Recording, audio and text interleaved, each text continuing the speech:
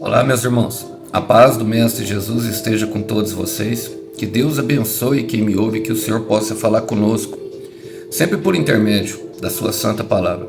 O texto hoje para nossa breve meditação encontra-se no livro do evangelista Marcos, no Evangelho de Jesus Cristo segundo o evangelista Marcos. Eu quero ler com vocês o capítulo 5 a partir do verso 40. Diz assim: A multidão riu de Jesus. Ele, porém, fez todos saírem e levou o pai e a mãe da menina e os 3 discípulos para o quarto, onde ela estava deitada. Segurando-o pela mão, disse: Talita cumi, que quer dizer: Menina, levante-se. A menina, que tinha 12 anos, levantou-se de imediato e começou a andar. Todos ficaram muito admirados. Jesus deu ordens claras para que não contassem a ninguém o que havia acontecido, e depois mandou que dessem alguma coisa para a menina comer. Glória a Deus. Eu quero contextualizar rapidamente aqui, irmãos. Essa é a filha do líder religioso Jairo. A palavra fala que Jairo era um dos líderes, um dos grandes líderes da sinagoga, um fariseu. E é impressionante porque, assim, Jesus, ele sempre ataca o farisaísmo, ou seja, o cargo, as funções de líderes religiosos, atacando o cargo como função, porque a função ela nos tem que expressar cuidado, mas ele nunca deu um nome, a não ser o de Caifás e Anás, a palavra, né, que foram os que julgaram o Senhor Jesus ali, esbofetearam eles, mas os outros ficam no anonimato. Mas esse Jairo, tanto como Jairo, Nicodemos e José de Arimateia, são honrados diante da palavra, expondo os seus nomes. E Jairo, a história é que ele foi pedir ajuda a Jesus. E sempre nós vamos quando alguém da nossa família está muito ruim. No caso é a filha dele, de 12 anos. E a palavra fala, eu quero trazer aqui a etimologia do nome Jairo, que significa iluminado, ou aquele a quem Deus desperta. Em Lucas capítulo 9, versículo 5, a palavra diz que o Senhor Jesus declara-se a luz do mundo. A mesma luz que apareceu a Paulo e a tantos outros que pelo caminho que nos desperta para a verdade a qual nós fomos chamados, o propósito para qual nós fomos criados. E isso traz bastante alegria ao nosso coração. E eu quero fazer algumas aplicações pertinentes a esse texto. Bom, quando ali no versículo 22 ou 23 de Marcos 5, Jairo chega, o que acontece? Jesus se pôs a caminhar à casa de Jairo com ele. Só que no meio do caminho, ele encontrou com a mulher com fluxo de sangue, que tinha o mesmo tempo e a mesma idade, que sangrava. E uma multidão, aglomerada lá de Jesus, porque os seus milagres já vinham ganhando fama. E por vir ganhando fama, as pessoas logo viram que ele era capaz de resolver qualquer problema. E por isso apertavam-lhe. Mas uma mulher no meio da multidão tocou-lhe. E ele parou para prestar socorro. Ele sabia que a filha de Jairo estava quase, ela não tinha padecido ainda, como no texto que eu li. Mas ele sabia que ela corria perigo. Jesus sabe do seu problema, meu irmão. Jesus sabe do seu risco. Eu quero te falar. Jesus sabe tudo o que está acontecendo com você. Jesus tem consciência exatamente de tudo que você está passando. E se ele está permitindo se agravar, é porque tem propósito, irmão. E às vezes vai acontecer, a morte. Às vezes vai acontecer, até mesmo de ficar fedendo, como foi o caso de Lázaro, seu amigo. Às vezes o Senhor vai deixar a coisa ficar muito feia. Para quê? Para que a glória dele se manifeste. Bom, e é muito difícil quando o Senhor nos coloca para esperar. Eu gosto de Salmo 40, versículo 1, fala assim, coloquei toda a minha esperança no Senhor, e ele se inclinou para mim e ouviu o meu grito de socorro. Mas é muito difícil quando ele nos coloca para esperar. E atende, como essa mulher, por exemplo, alguém na nossa frente. É muito difícil a gente ver o Senhor fazendo milagres na nossa frente enquanto estamos esperando. É muito difícil chegar à compreensão. E nós pensamos que nunca vai chegar a nossa vez. Nesse momento nós temos o nosso coração fica partido pensando, o Senhor não olha para mim, mas o Senhor se inclinou. Ele ouviu os nossos gritos de socorro, A palavra fala em outras versões: esperei com paciência no Senhor, e Ele me tirou do atoleiro de lama. Sabe, ouvi os meus gritos de socorro. Agora, como uma pessoa espera com paciência, gritando, não é verdade? Mas a paciência não quer dizer que nós não sintamos a pressão, significa apenas que você continua esperando por uma intervenção. Isso quer dizer confiança.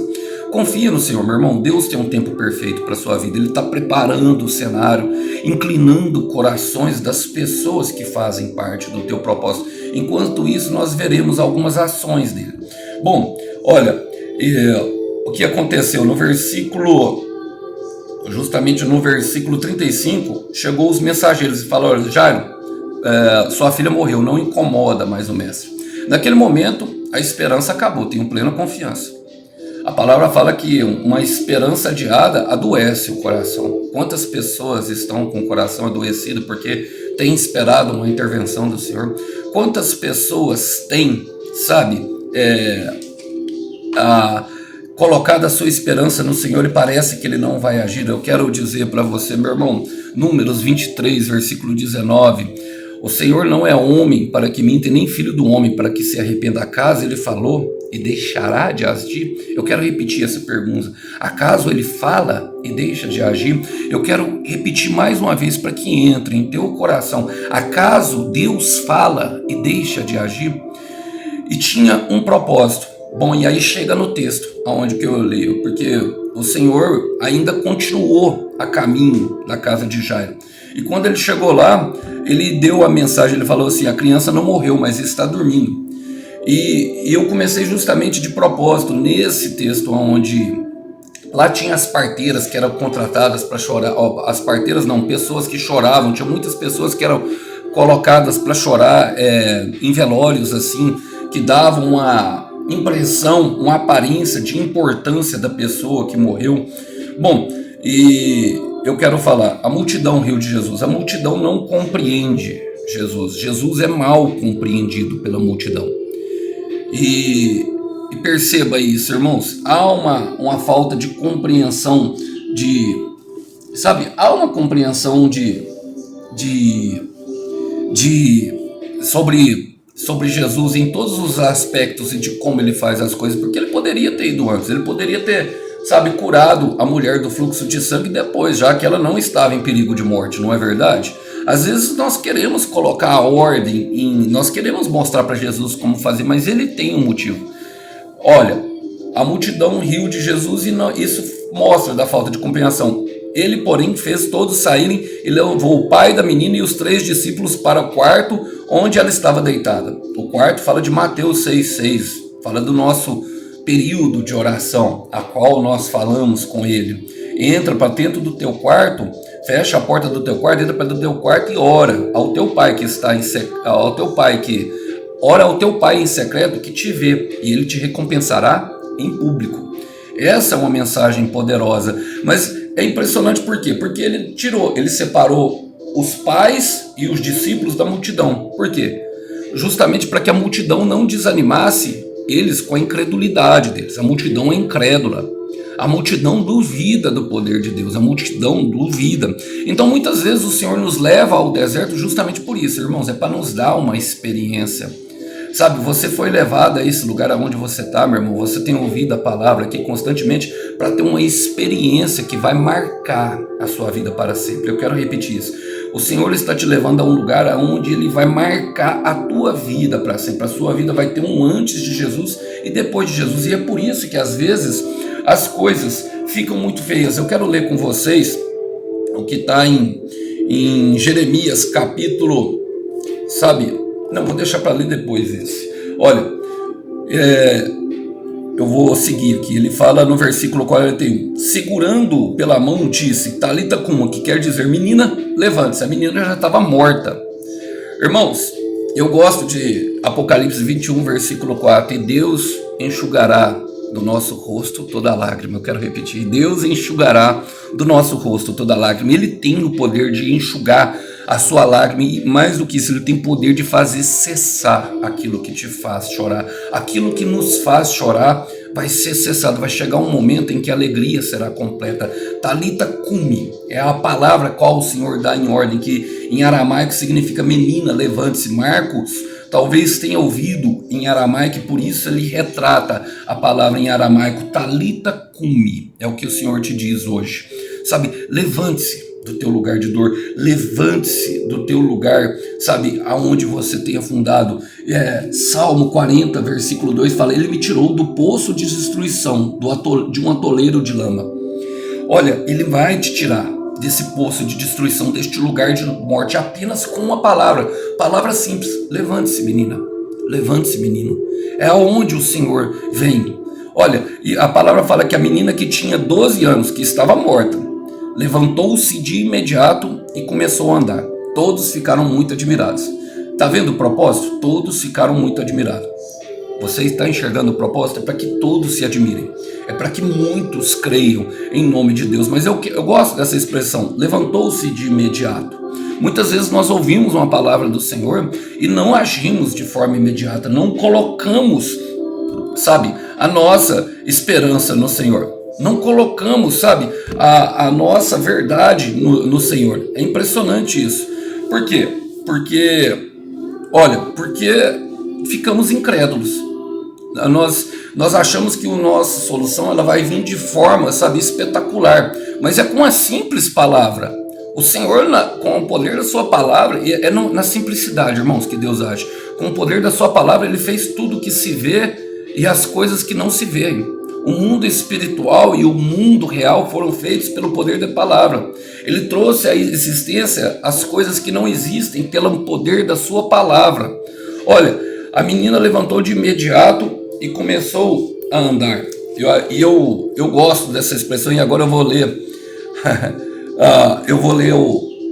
A parte do versículo de Salmo 40, versículo 2. Ele fala assim, ó, e pôs os meus pés sobre uma rocha e firmou-me num lugar seguro. A rocha é o Senhor Jesus. Agora a palavra que todos estavam admirados e sabiam em quem pode confiar. Nele você pode confiar. Em Senhor Jesus você pode confiar.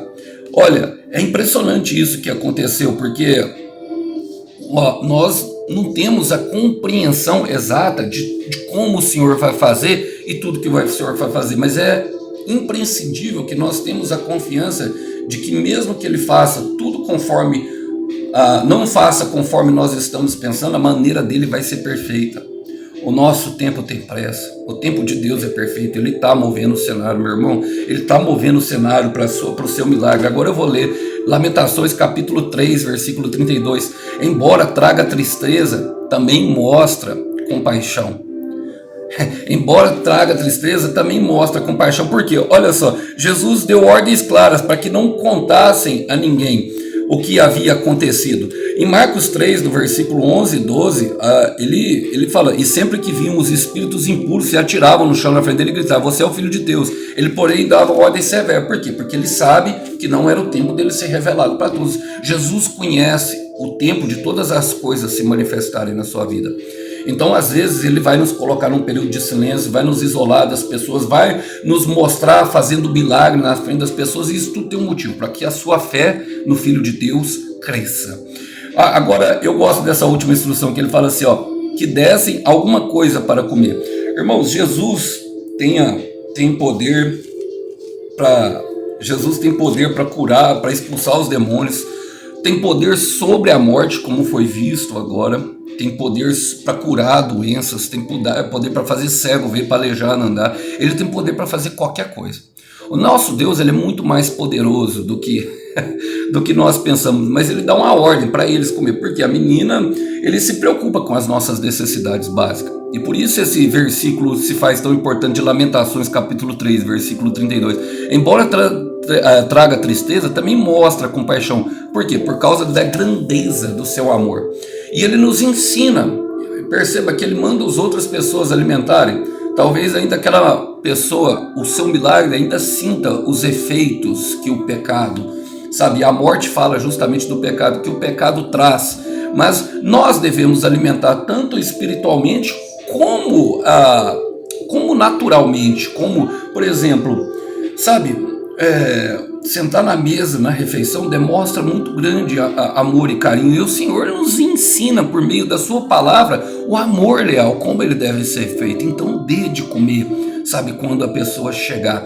Dê de comer quando o teu milagre bater na porta, sabe? Dê de comer, alimente o seu milagre, alimente a sua fé e os seus medos morrerão de fome. Alimente a sua esperança, sabe? E o seu desespero morrerá de fome. Alimente o seu espírito e a sua carne morrerá de fome, meu irmão, minha irmã. Então, dê de comer aquilo que precisa comer, dê de comer o milagre. Dê de comer um milagre, alimente a esperança do teu milagre, alimente que Deus vai fazer. Deus, ele é poderoso e ele enxugará dos nossos olhos toda a lágrima. Meu irmão, a morte não tem poder, a doença não tem poder, o que você está passando aí na sua vida não tem poder maior, sabe, que o nosso Deus. Creia, se ele está te permitindo e está te fazendo esperar, tem propósito. Continue esperando o tempo de Deus. O tempo de Deus é perfeito, o nosso tempo tem pressa. Que os irmãos possam ficar com essa breve palavra. A paz do Mestre Jesus esteja com todos vocês.